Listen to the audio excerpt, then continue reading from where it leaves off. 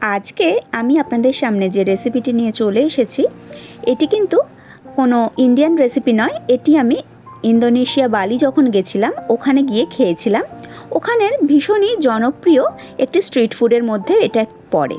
তবে জানেন তো, সব রান্নার সঙ্গেই মানে যে কোনো প্রদেশের রান্নার সঙ্গে যে কোনো প্রদেশের রান্নার একটা তো মিল থেকেই যায়। সেই হিসেবে আজকে আমি এই রেসিপিটি আমার মতো করেই বানাচ্ছি। তাহলে চলুন দেখে নেওয়া যাক। নমস্কার, আমি জয়িতা আর আপনারা দেখছেন জয়িতার পাকশালা।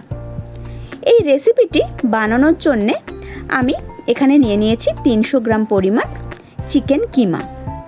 আমি এটা চিকেন দিয়ে করেছি, আপনারা কিন্তু চাইলে এটা প্রন বেটে প্রন দিয়েও করতে পারেন।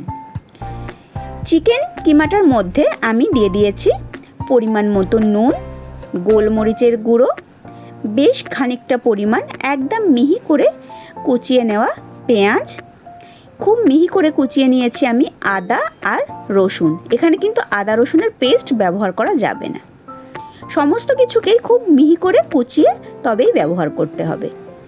আর তারপর আমি এর মধ্যে দিয়েছি বেশ কিছুটা পরিমাণ ফ্রেশ পেঁয়াজ পাতা।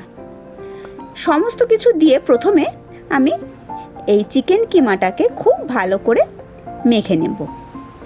খুব ভালো করে চিকেন কিমাটা মাখা হয়ে গেলে এবার আমি এর মধ্যে দিয়ে দিয়েছি 1/4 চামচ চিনি, আর এখানে আমি দিয়েছি 1/2 চামচ পরিমাণ এমএসজি বা আজিনামোটো।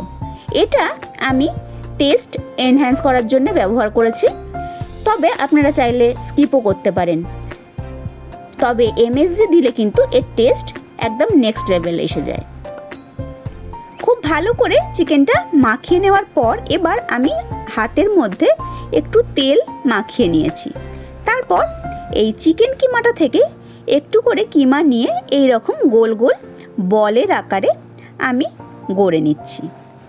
সমস্ত চিকেনের মিশ্রণটা থেকে আমি সমস্ত চিকেনটাকে এই রকম বলের আকারে গড়ে নেব। দেখুন, সমস্ত চিকেনগুলো কিন্তু আমি এরকম গোল গোল বলের আকারে গড়ে নিয়েছি। এবার আমি এটাকে কোট করব। তার জন্যে আমি এখানে একটা পাত্রের মধ্যে নিয়ে নিয়েছি অল পারপাস ফ্লাওয়ার বা ময়দা, আর আরেকটা পাত্রের মধ্যে আমি নিয়ে নিয়েছি বরফ ঠান্ডা জল। প্রথমে এই চিকেনের বলগুলোকে আমি ময়দাতে একবার কোট করে নিয়েছি। তারপর আমি এই চিকেনের বলগুলোকে বরফ ঠান্ডা জলের মধ্যে দিয়ে দিয়েছি। বরফ ঠান্ডা জলের মধ্যে দিয়ে কিছুক্ষণ রেখে তারপর আমি এটাকে আরও একবার ময়দার মধ্যে দিয়ে আরেকবার আমি ময়দার কোট করে নিয়েছি। মানে আমি ময়দা দিয়ে এটাকে ডাবল কোটিং করে নিচ্ছি। সমস্ত চিকেনের বলগুলোকে এই একই রকমভাবে প্রথমে একবার ময়দায় কোট করে তারপর ঠান্ডা জলে ডুবিয়ে আরও একবার আমি ময়দায় কোট করে নেব। এই রকমভাবে সমস্ত বলগুলোকে আমি ডাবল কোটিং করে তুলে নেব। আর সমস্ত বলগুলো ডাবল কোটিং করা হয়ে গেলে আমি সমস্ত এই চিকেনের বলগুলোকে 15 থেকে 20 মিনিটের জন্যে একটু রেস্টে রেখে দেব। দেখুন, সমস্ত চিকেনের বলগুলো কিন্তু সুন্দরভাবে কোটিং হয়ে গেছে, আর কিছুক্ষণ আমি রেস্টে রেখে দিয়েছি। ভীষণই সুন্দরভাবে কোটিংটা কিন্তু ধরে নিয়েছে। এবার একটা পাত্রের মধ্যে আমি কিছুটা পরিমাণ জল দিয়েছি এবং তাতে দিয়েছি 1/2 চামচ পরিমাণ নুন দিয়ে এবার আমি জলটাকে খুব ভালো করে টকবক করে ফুটতে দিয়েছি। জলটা টকবক করে ফুটে উঠলে এবার এই কোট করে রাখা চিকেনের বলগুলোকে আমি একে একে জলের মধ্যে দিয়ে দিয়েছি।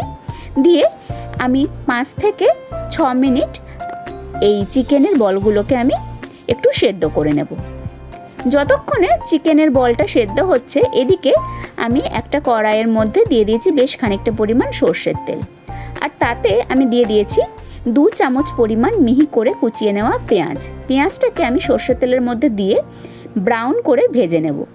আমি এখানে চিলি গার্লিক অয়েল তৈরি করছি। যতক্ষণে ওইদিকে পেঁয়াজটা ব্রাউন করে ভাজা হচ্ছে এদিকে আমি একটা পাত্রের মধ্যে নিয়ে নিয়েছি মিহি করে কুচিয়ে নেওয়া রসুন আর আদা। এছাড়াও আমি এর মধ্যে দিয়েছি 1 চামচ কাশ্মীরি লঙ্কার গুঁড়ো, দিয়েছি বেশ খানিকটা পরিমাণ চিলি ফ্লেক্স, দিয়েছি ছোট চামচের 1 চামচ পরিমাণ সাদা তিল। এবার ওই পেঁয়াজটা যেটা আমি ব্রাউন করে ভেজে নিয়েছি, সেই পেঁয়াজটা তেল শুদ্ধ আমি এই আদা রসুনের যে মিশ্রণটা আমি তৈরি করেছি তার মধ্যে দিয়ে দিয়েছি। ভালো করে আমি সমস্ত কিছু মাখিয়ে নিচ্ছি বা মিশিয়ে নিচ্ছি। এখানে কিন্তু গরম ফুটন্ত তেলটাই এর মধ্যে ব্যবহার করতে হবে। আমি একদম গ্যাস থেকে তুলে নিয়ে তারপরেই কিন্তু এর মধ্যে রসুনের মধ্যে দিয়ে দিয়েছি। খুব ভালো করে মিশিয়ে নেওয়ার পর এবার আমি এর মধ্যে দিয়ে দিয়েছি পরিমাণ মতো নুন, 3-4 দানা দিয়েছি আমি চিনি, আর দিয়েছি 1/4 চামচ মতো ডার্ক সয়া সস। সমস্ত কিছু দিয়ে খুব ভালো করে আমি মিশিয়ে নিচ্ছি। খুব ভালো করে মেশানো হয়ে গেছে, আমাদের কিন্তু চিলি গার্লিক অয়েল একদম রেডি। এদিকে দেখুন 4-5 মিনিট হয়ে গেছে, চিকেনের বলগুলো সেদ্ধ হয়ে একদম ওপরে ভেসে উঠেছে। চিকেনের বলগুলো যখনই ওপরে ভেসে উঠবে তখনই বুঝতে হবে বলগুলো কিন্তু একদম প্রপারভাবে সেদ্ধ হয়ে গেছে। এবার ওই ফুটন্ত জল থেকে আমি একে একে চিকেনের বলগুলোকে তুলে নিচ্ছি।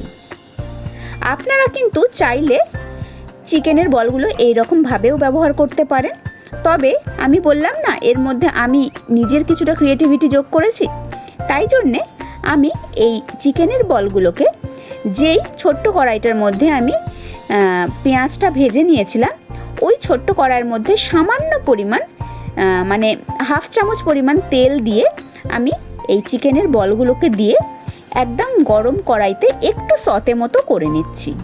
তবে চিকেনের বলগুলোকে কিন্তু আমি হাত দিয়ে নাড়াচ্ছি না, কড়াইটা ঘুরিয়ে ঘুরিয়েই আমি বলগুলোকে একটু নাড়িয়ে নিয়েছি।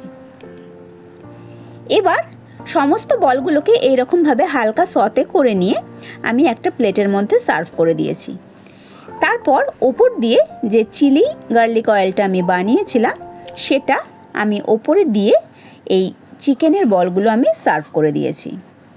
আমি যখন বালিতে এই ডিশটা খেয়েছিলাম ওরা কিন্তু এটাকে সতে করেনি, শুধু বয়েল করেই দিয়েছিল, তখনও কিন্তু এর টেস্টটা হয়েছিল অসাধারণ। আমি এটাকে একটু সতে করে দিয়েছি, তাতে কিন্তু টেস্টের কোনো রকম হেরফের হয়নি, বরং টেস্ট কিন্তু আরও এনহ্যান্স করেছে। আপনারা যে কোনো রকমভাবেই কিন্তু এই আইটেমটা বানিয়ে খেতে পারেন, অসাধারণ টেস্ট হয় এই রেসিপিটার। এই রকমভাবে চিকেন বল বানিয়ে আপনারা কিন্তু যে কোনো স্যুপেও ব্যবহার করতে পারেন বা অন্য কোনো আইটেমেও ব্যবহার করতে পারেন। আজকের আমার এই রেসিপিটি কেমন লাগলো অবশ্যই কিন্তু কমেন্ট করে জানাবেন।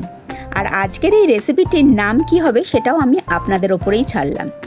আমি আবার হাজির হয়ে যাব নতুন রেসিপি নিয়ে নেক্সট এপিসোডে। ভালো থাকবেন, সুস্থ থাকবেন। আর আপনারা দেখছিলেন জয়িতার পাকশালা। ধন্যবাদ।